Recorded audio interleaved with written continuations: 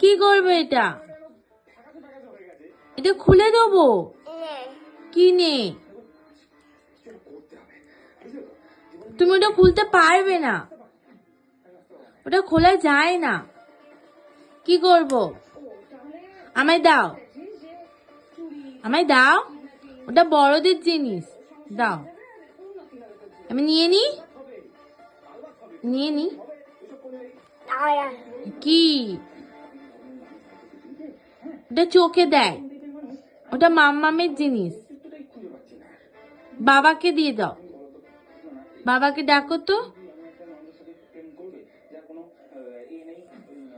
কি করব?